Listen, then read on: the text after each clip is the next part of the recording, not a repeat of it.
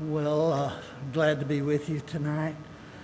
I'm supposed to speak a little bit on the book that we wrote, Praying to Our Mediator.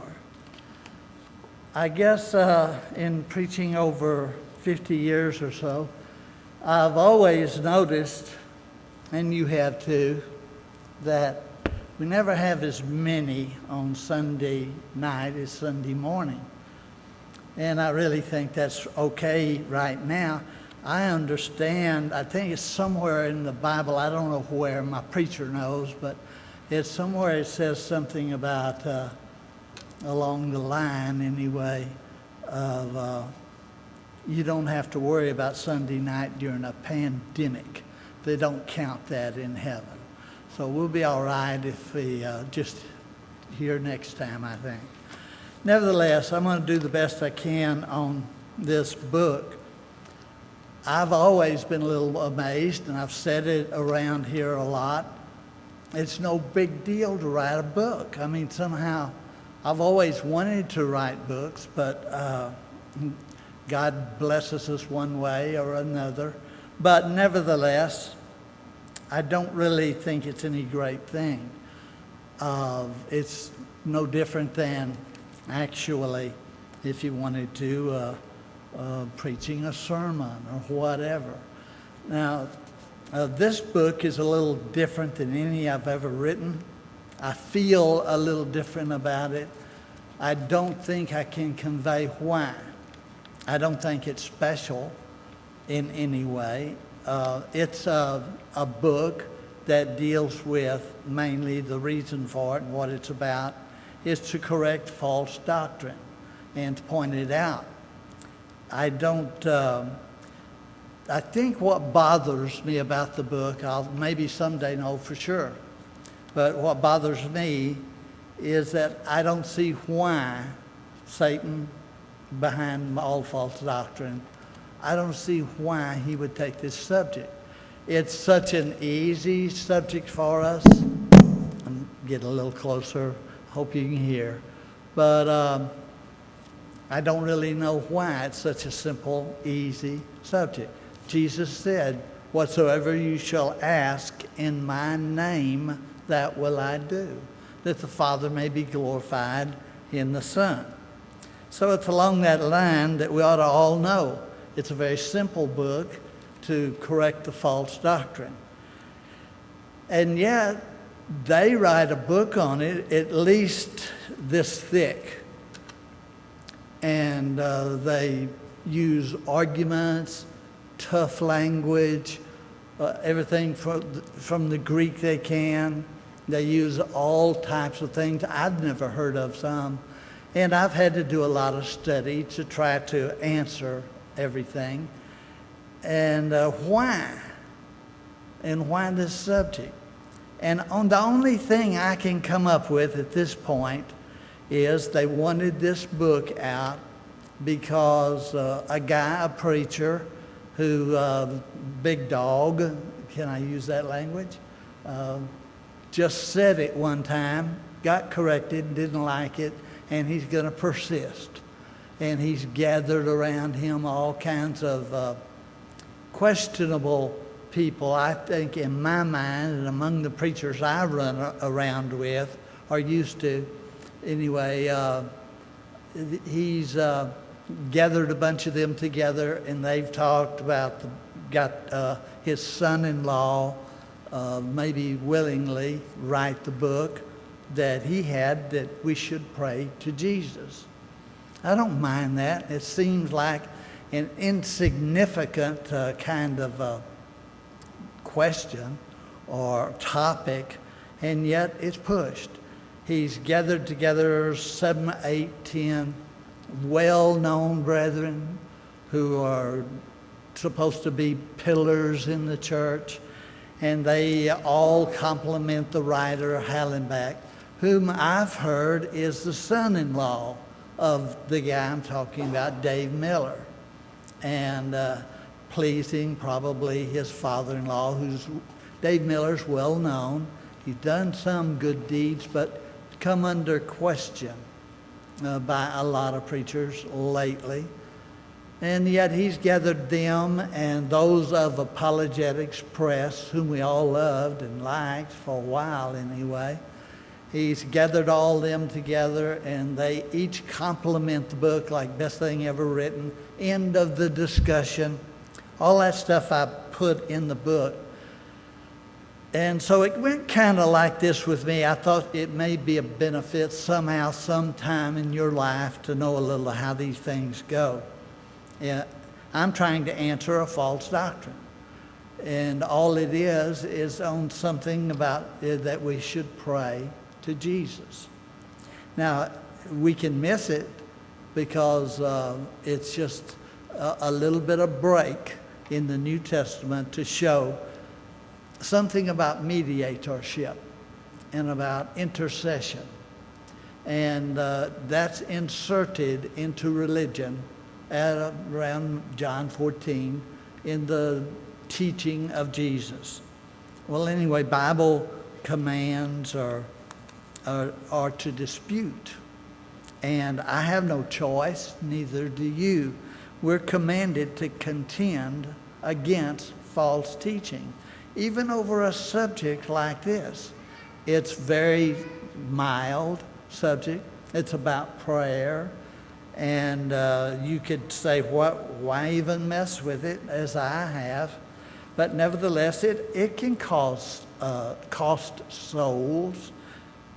How can you worship God in spirit and in truth if you don't have the truth on the subject? It'd be far-fetched. So it's like baptism or eternal security. Once saved, always saved. They seem insignificant, but later on we find out they're not truth. They can lead to this or that, and they will. I don't know when, but I think some of the young ones that are here, it's good for them to hear about the doctrine, read about it, be prepared, and know what you're up against. But anyway, in the preaching of Jesus, he first came to earth, was not here very long till he had the Sermon on the Mount, and he began to warn us about false teachers. Some don't like that.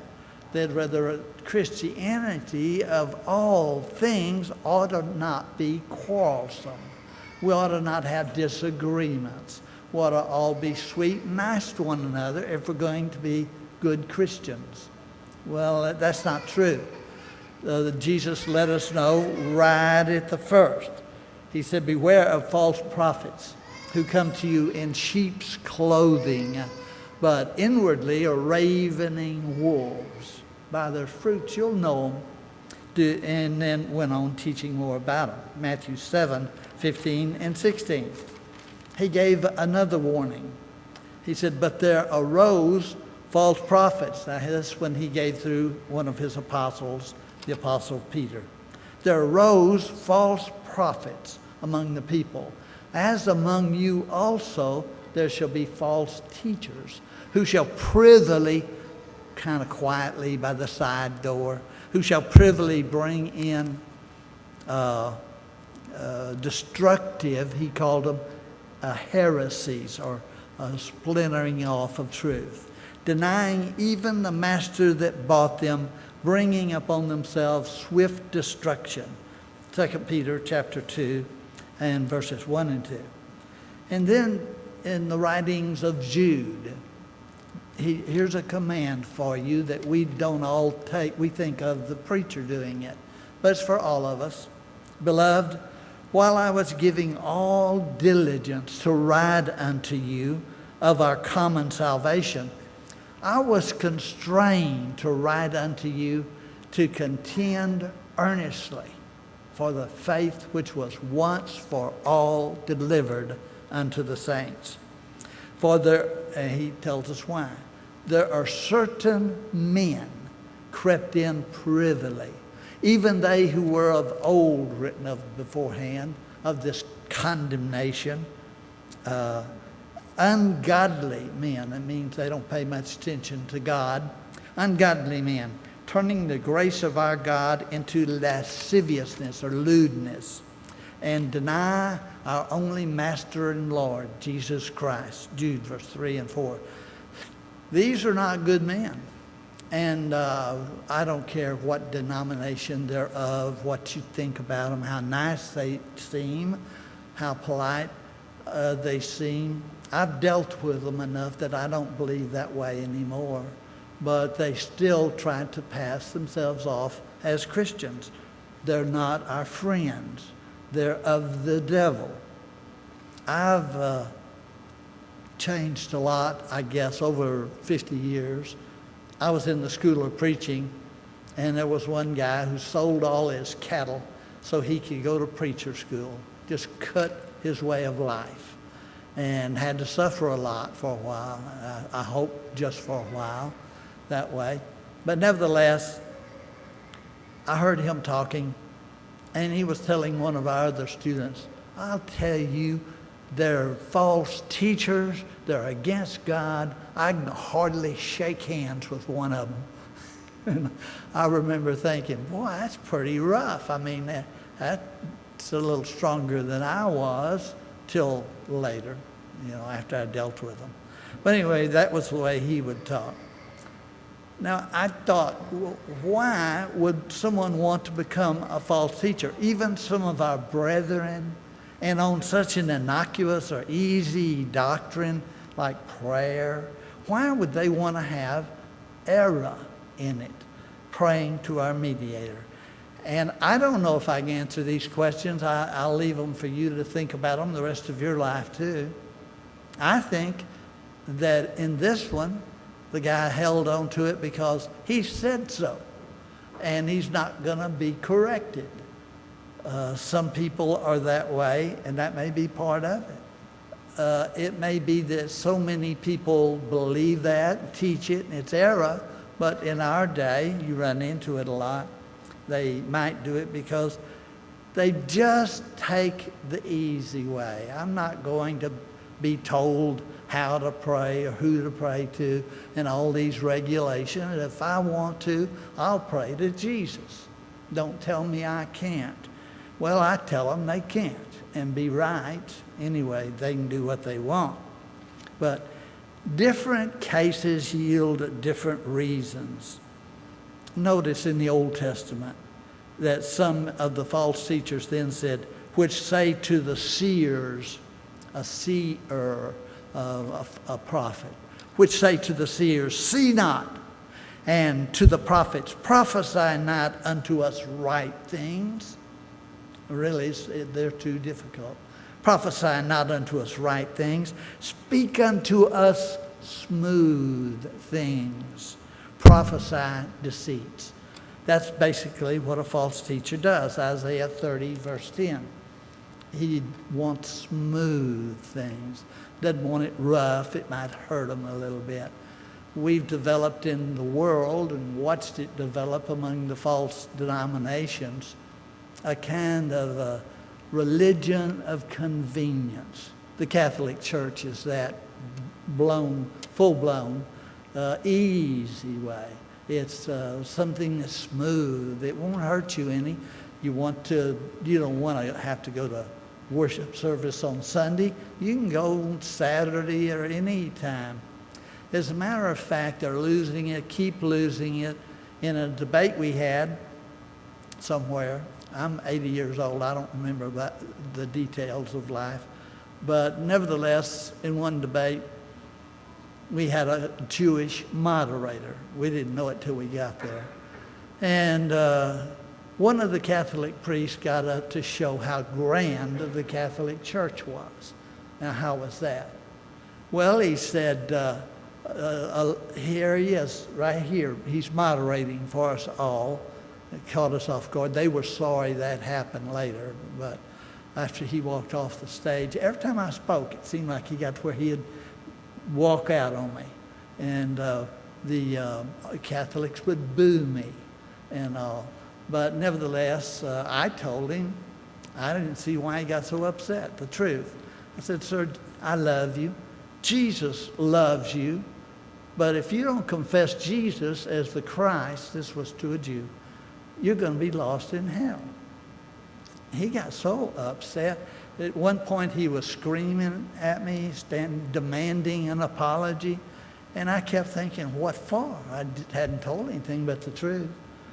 But the Catholic said, well, I'll tell you, that the Pope has made a way for him to go to heaven, just like you. And he doesn't have to believe in Jesus. Well, I thought it was some good questions to ask. And I asked the priests and the brethren, their brethren, how do you feel about him telling you you don't have to believe that Jesus is the Messiah, or you don't have to believe in Jesus to go to heaven, that he can go without Jesus? He can say, I don't believe, but I'm still going to heaven. I don't know if it did any good. I hope it did a lot of good. It was nice to be walked out on. I felt a little like the Apostle Paul. He'd walk, I'm out of here, which Ross saw the tape of it. He really enjoyed. I'm out of here. The guy would get real mad. I got the biggest kick I ever got in my whole life out of Ross, getting a thrill out of that. But he's my grandson, for some of you have not met him. Nevertheless, which that's a smooth thing. To be proud of that you think you're going to preach to people they can go to heaven without believing in Jesus as the Messiah. Their best debater, a little Catholic priest, came to me and said, please don't do that anymore. And I said, well, you did. You said he's going to go to heaven. I just corrected what you said. Well, he said, don't look at it when you do it. I said, you did. You turned right to him and said, so he goes to heaven. And I wouldn't agree to anything. I told him, what you need to do is get him out of here. He can't take it. And it got worse. I don't know how many times he walked out on us. But it's good. Paul, that's nothing to what he went through. He was beaten by the Jews and all. Well, anyway, that's part of the sermon. Jesus warned again, enter ye in by the narrow gate, for wide is the gate, and broad is the way that leadeth to destruction. And many are they that enter in thereby. For narrow is the gate, and straiten the way that leadeth unto life, and few are they that find it. Well, let's face it. It's not easy, and you don't get to pick and choose what you want for a doctrine. You take Jesus or you don't go to heaven. Jesus made that very clear. So truth and error falls into a category where there's easy things and they're damnable. And there's some very difficult things you must accept and do if you want to go to heaven. It's easy and ineffective against hard and good. But I'll take the hard. It's that way in life in general, I think, anyway, but it certainly is in Christianity. Graduation night, when I was very grateful, I wanted to go to preacher school, find a way. They came up with preacher schools I could go to, get the equivalent of 3 years of college hours, credit rather, 3 years of college hours. And in that, it was very hard, but it was very good. And I learned right then, I learned in the Marine Corps, hard is good for you. But that night at graduation night, something you don't see often, I saw, and I thought it was great. The director of the School of Preaching set a good example for me. He walked to one of the preacher boys who's graduating, walked over to his wife and said, you watch Stephen, he's lazy, and told the wife to push him. Well, I thought that was very good. Graduation night, the director's still worried about the students, trying to help them. Now, I believe you've seen here, those of you who've been here very long, at least as long as I have seen all the time that we have elders who have selected preachers who care more about you than they care about themselves or being loved by everybody. They preach things that will make people upset. And I've noticed that in Larry. I've really appreciated Larry for that. Some preach more, it seems, to try to make brethren like them. Or they'll preach in such a way as that brethren will say they inspire them or feel lovely when they hear them preach. But we have a caliber of preacher around here so far. You do your work, and the elders continue on, that make brethren safe doctrinally and morally safe. And you have to preach some things brethren don't like. I've been asked before the greatest preacher of my time, and really one of them is one that when he preached, the brethren said, "You're not preaching on Baal's doctrine." "I am too. I'm going to condemn it." "No, you're not." And they debated before services right down front. Are we going to take him out now? And finally they came to us and said, "We'll get him later. Let him go. We'll get him," because the guy wouldn't go out of the pulpit. I'm going to preach right now over that on marriage, divorce, and remarriage and why it's wrong. I thought that was great that he did that. He lived in somebody's backyard, he and his family, for about 6 months. And yet he would not back down. He was going to preach the truth. And they did. They pulled him out of the pulpit after he finished, and they fired him immediately and all. And I thought, how great. He's one of the greatest preachers I've ever met. I didn't have all that happen to me and managed to debate the Devers on it. But he had to stick up for what was truth and made people have a chance of going to heaven. I can look around at some of the strongest ones here, the older ones even, and not always the stronger ones, regrettably.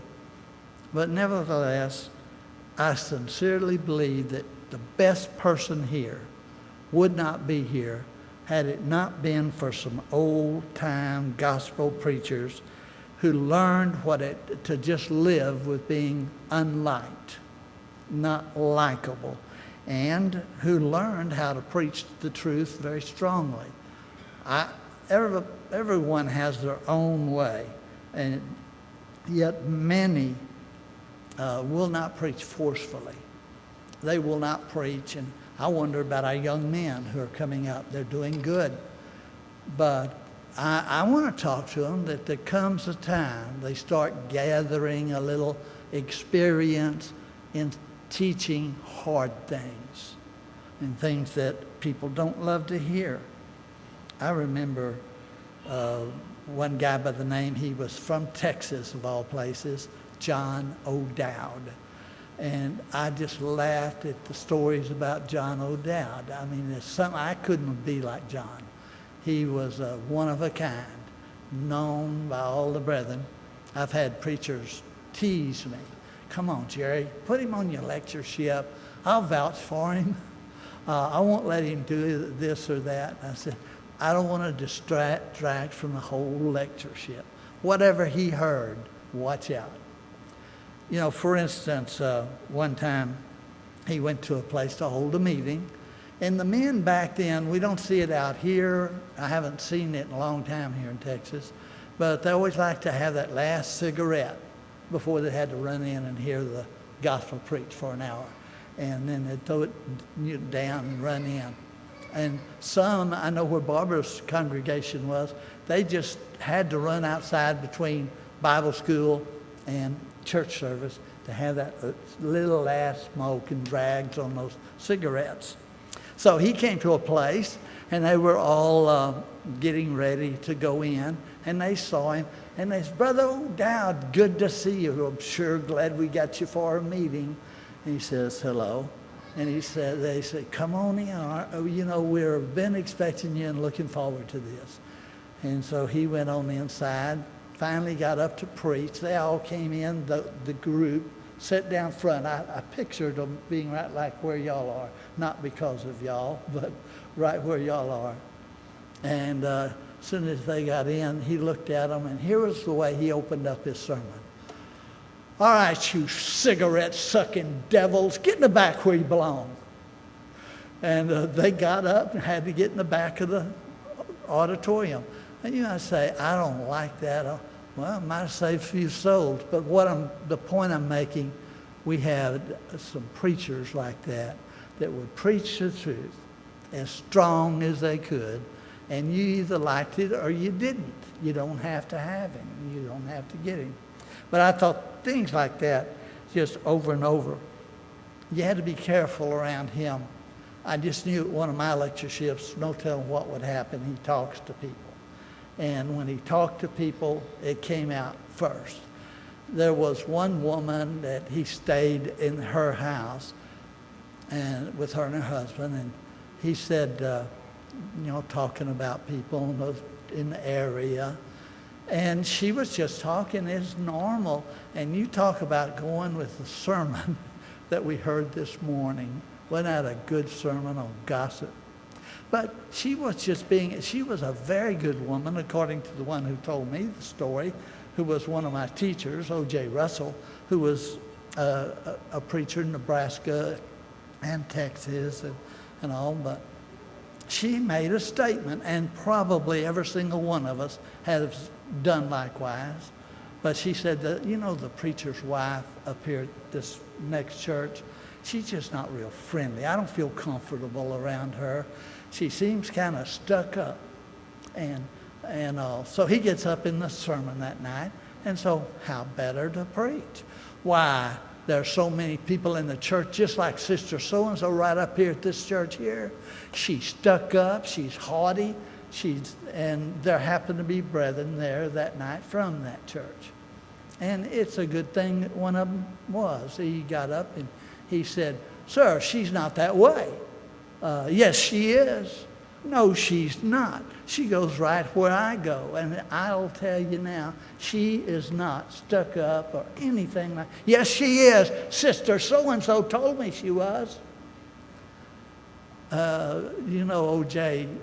said she was a very good lady. It's just one of those things. And he said, "Sister so-and-so, what did you do?" She said, "I wasn't anything I could do. I just stood up and I said, 'I'm sorry, I said that. I really did.'" And embarrassed her. How would you like that to happen to you? It would make you careful to even witness it. And I think a better Christian. And it stopped gossip right away. How better? One of our friends has a lectureship,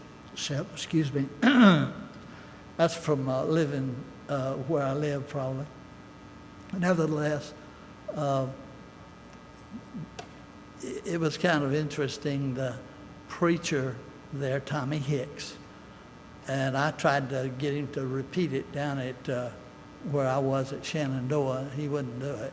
He wouldn't even admit it happened. He had denied it. I was really surprised. Matter of fact, if he were here today, probably not. But I heard it from him, too many others. But he said, there are too many gossipers in this church. I have a list here of the gossipers on this topic, and there are 7 of them. And if you don't come forward this morning, I'm going to get up tonight and read your name off, every one of you. So night came, and at the invitation, it came, and something like about 14 or 20 people came forward. Well, it put a stop to gossip, and maybe that's what we need, some preachers that will preach the truth. Not me. I want Johnny to do it all. But we got to have preachers. It's not enough to get up here and, I'm a preacher. I'm going to give a sermon. How sweet Balaam's ass was in the kindness, or something stupid, like that. If you're going to really be a preacher, you have to do, and I've been really thankful for Johnny. I shouldn't embarrass him in front of everyone. Cindy, I'm sorry I said something nice about him in front of you. But nevertheless, I've been really proud of some of the men. We got to encourage the young men to also not, kind of take their time, ease into it, ask their daddies how, bounce it off mama, but preach strong things. It's not enough to just say, Like when I wanted to be a preacher, I remember thinking, I didn't know anything about it, but what sermons would I preach on? And they were generally something about faith or something, I thought. But there's a lot of things in the Bible that we need to hear the truth. And I can go to the Bible and show you how Paul was. Some of the very difficult things he said. And then followed up with, am I your enemy for telling you the truth? Know how he must have felt, don't you? Well, I sincerely believe we had a lot of good old-time preachers who took their work seriously and tried to make better people. Now, that's not saying you can't preach nice sermons or quiet sermons or good ones, all in due time. But you do it all. And when you have to, you get to be a little bit like John O'Dowd and preach things like that. Cigarette-sucking devils, or telling the sister so-and-so told me. She's right there. Ask her. Well, how would that make you feel if you'd have said something like that? So, number one, in Christianity, there's false doctrine, there's religious error that will damn souls, and we can't just wink at it. Like, I don't care, I don't have to be that way.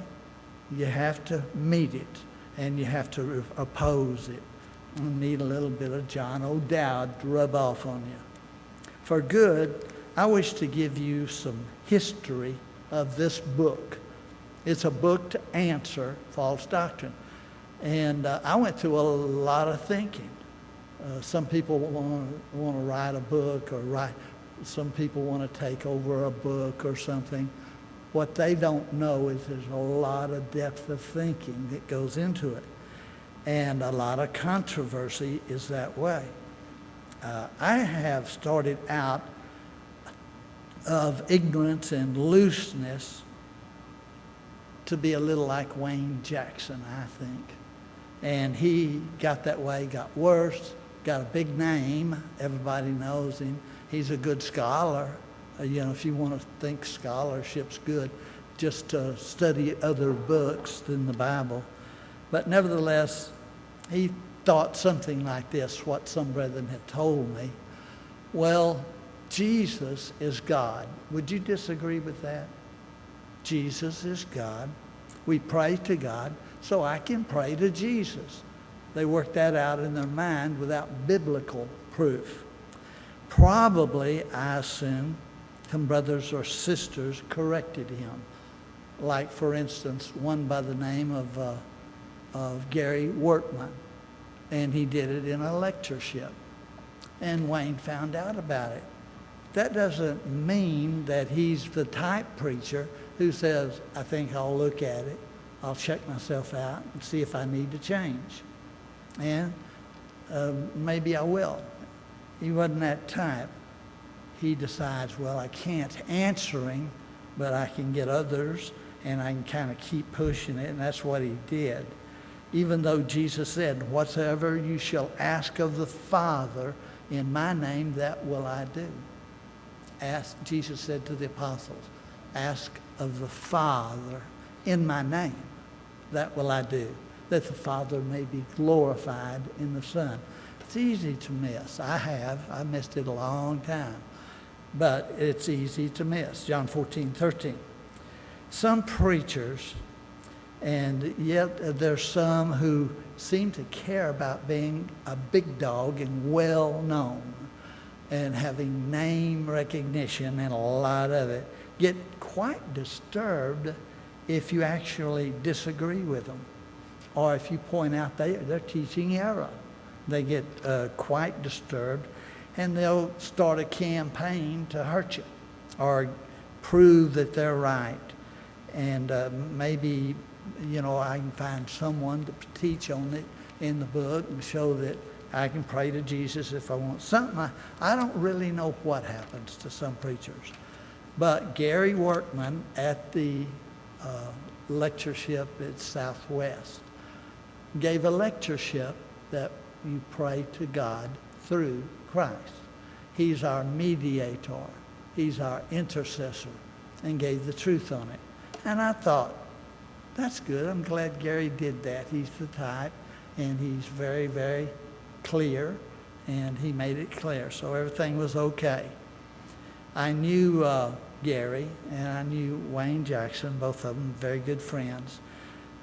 But evidently, Wayne couldn't take that. Someone was actually saying he was wrong. And you know, some preachers, they never hear that. And they've never learned to hear that.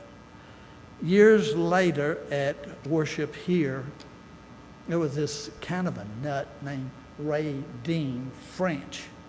But anyway, he brought me an article. And just kind of, we didn't get to talk, but in passing, he handed it to me. It was by Wayne Jackson on praying to Jesus. And I thought, well, I say, he's still at it and still trying to do it. We didn't talk about it. And I remember thinking, it just doesn't seem like a big critical issue. So I didn't want to mess with it. I was busy with the Devers, who, of our amazement, were off on faith only and once saved, always saved through the Holy Spirit. All this Baptist doctrine, how did they get that? Some brethren pointed it out to me, and they were right. But anyway, I remember seeing that article, and I just kind of dropped it. I thought, it's not that big a thing, and some will get it. I know my brethren, and I figured that probably Gary Workman would. But I began at one point then to get some phone calls. Jerry, you need to answer him. And I didn't want to.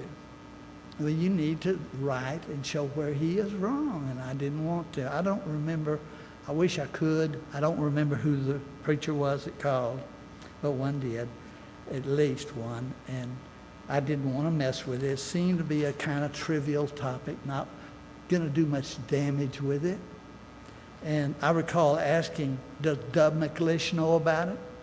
Yes, he does. Does Gary Workman know that he's still writing this stuff? Yes. So I thought, why worry about it? You know, I don't need to do it. We got some good men out there. Still, for some reason, I asked him, did someone write an answer to him and write a book? Yes, but, you know, some people like your writing better than this one, or theirs better than yours, or whatever. He still wanted me to write a book about it. And kept on. In doing that, some preachers get awfully mad if they deal with a topic, and then later you come around and deal with it also. I've had actual preachers get so mad they tried to hurt me. Physically, name calling, just disliking me and showing me that. And it was because I answered James Bales, and they did too. I always felt like the more the merrier. You know, you want to put a doctrine down, the more we get to write on it, the better off we are, all of us. But anyway, to make you informed, I made some enemies doing things like that. Until at one point, even Barbara noticed, Jerry, they're trying to slur you and put you down. I'd noticed, but what's the big deal?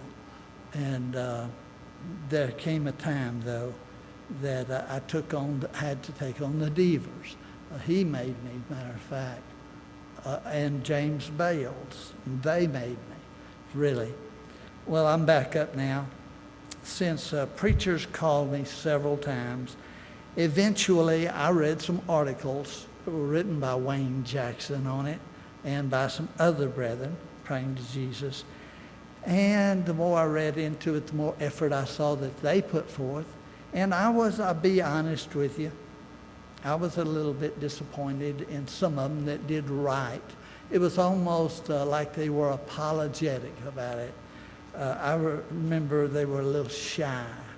Now, it would go like, Wayne, everybody act like they're afraid of him, Wayne, if you don't mind, if it might please you, I'd like to say something I don't understand about your doctrine. That wasn't writing on the doctrine, the era that it was.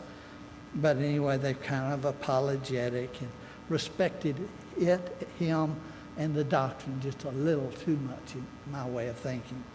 So I began to think, I guess I will go ahead and I'll try to do a book on it.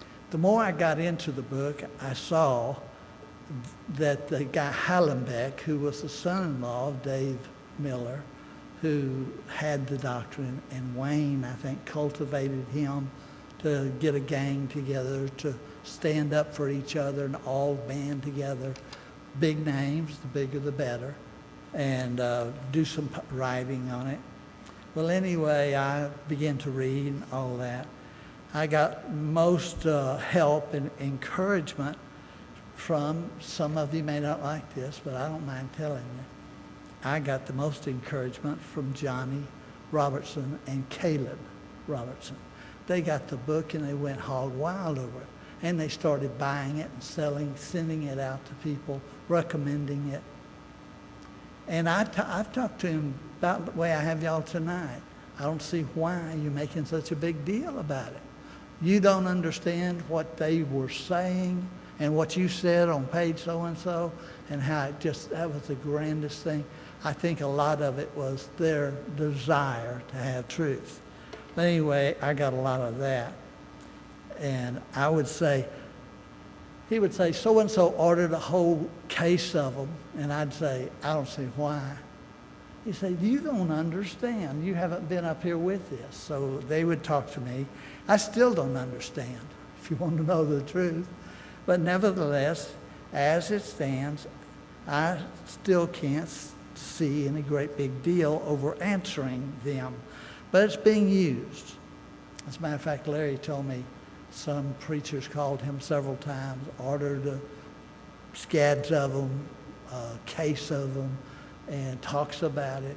That he's right in the middle of it. So there's things I don't know, maybe. I hope so. The main value of the book, in my estimation at this point, this book, the main value is just authority.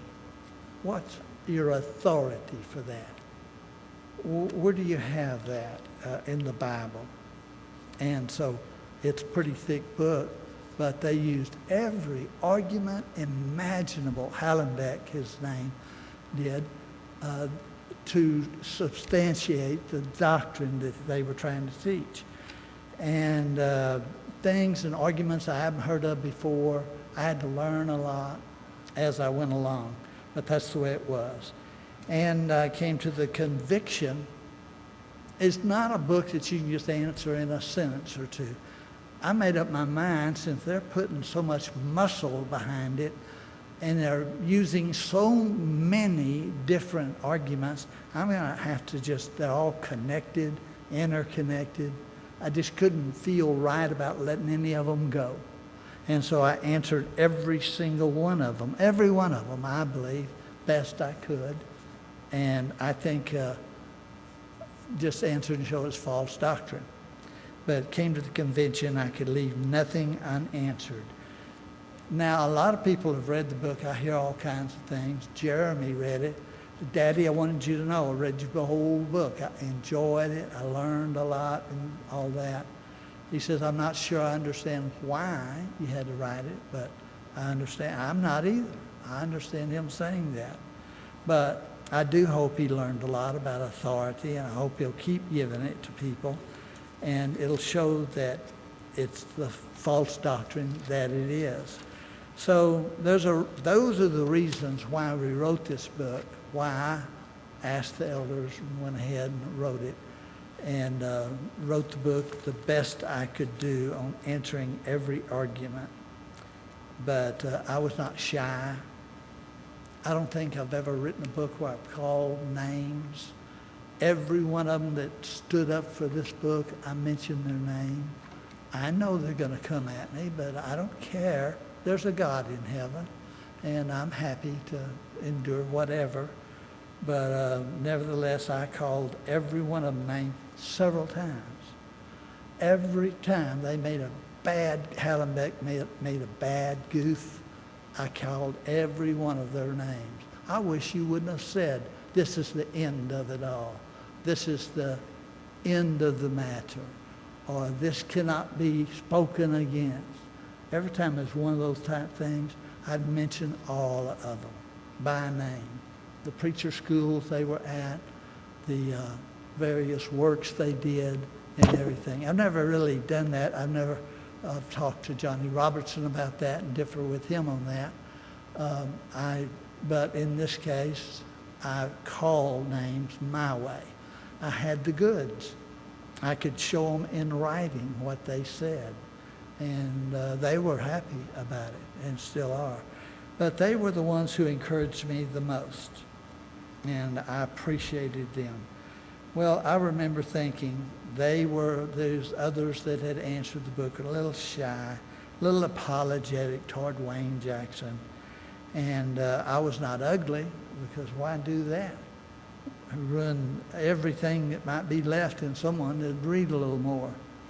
But I gave no respect for the doctrine at all. And if you don't mind my disagreeing the way I did, I recommend you to read the book and get a taste of it, knowing now a little of what's behind it, probably knowing as much as I know what's behind the book. I hope you'll learn a lot, that you'll read it, you'll continue to pray. Pray for me, I don't mind that. I went skydiving one time when I was at Hillsboro, and I told the guy who was going to go with me, that went in tandem, I said, now I'm going to pray, but I'm not praying that we can't go or for our lives. I'm just going to pray that the weather's good, that we can go, because it was marginal. Matter of fact, we shouldn't have gone. But the guy looked at me a few minutes and said, I don't mind you praying about us coming out alive either. I laughed at that. I thought that was funny. But that's the reason for the book. You say, well, I want a short answer. What's it for? It's to condemn false doctrine.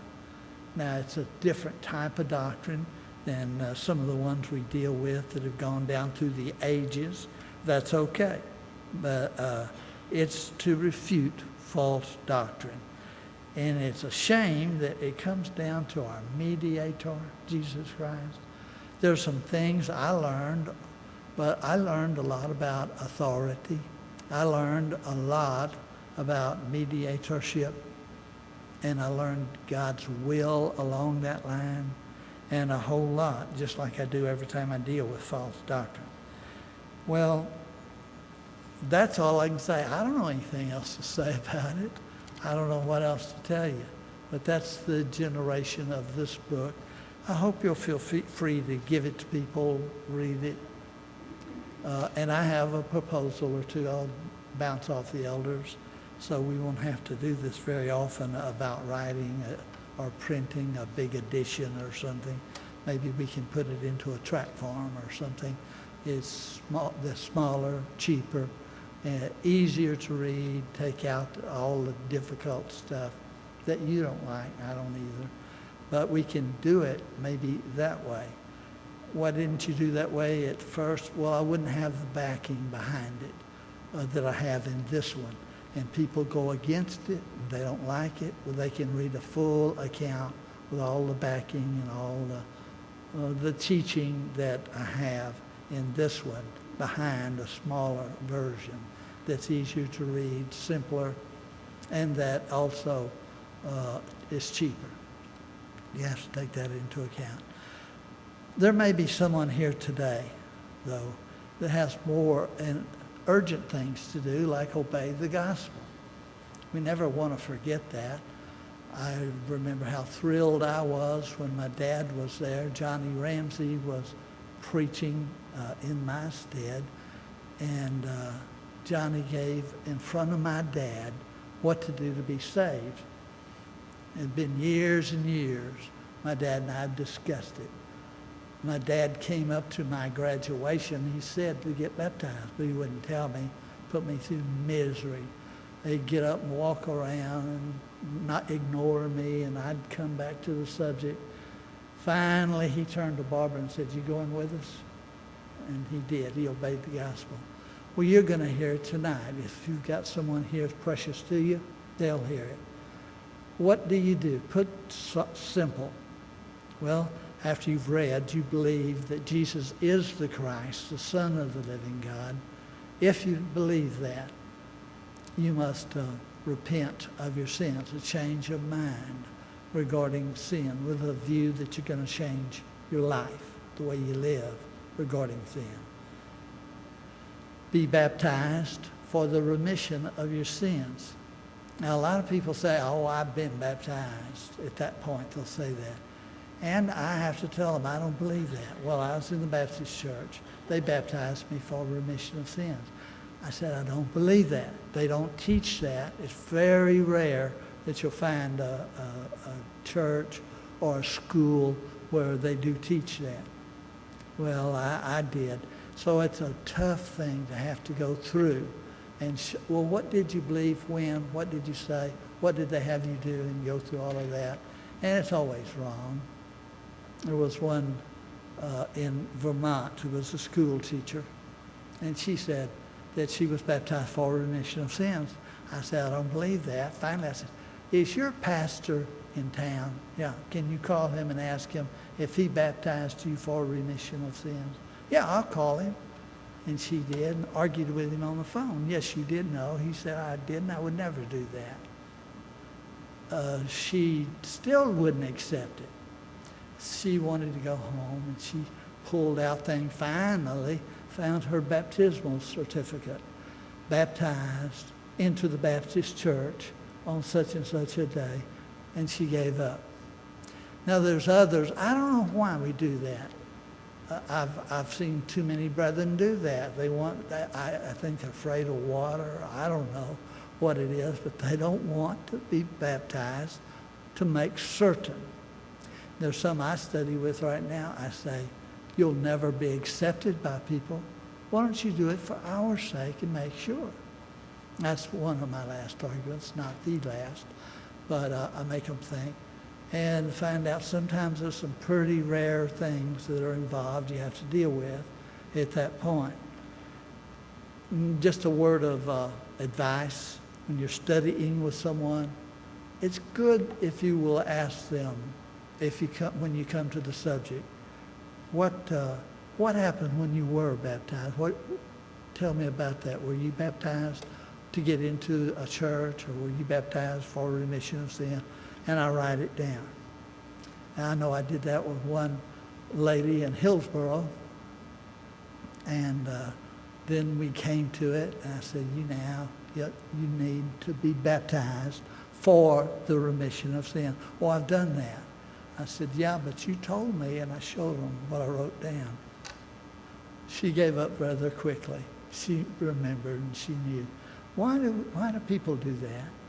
They were baptized, and they want that to count. Can you do something for the wrong reason and get the right result? I say, no, it's risky. Why risk it? Is anyone here, after you believe, repent, confess, you need to be baptized for the remission of sins? When I was baptized, there was a PhD that preached at San Marcos Sun, and he said, Jerry, I want you to remember this. You're going to do what God said for you to do. You're going to do it in the way he told you to do it, immersion. And you're going to do it for the reason, he said, remission of sins. I never forgot it. I think it's a good thing to tell people exactly what they're doing, so maybe they'll remember, and we'll see. Well, you're here tonight. Do you need to do it right? Have you done it wrong? There's probably some in the church that need to make sure. And if we know them, we need to make sure that they make sure. If they didn't do it right, they could go to hell. I mean, there's a possibility of that. So we need to dig into it and try to make sure. So if we can help you in any way, that if you've committed sins, we want to pray for you and with you, help you in any way we can as we stand and as we sing. Please come.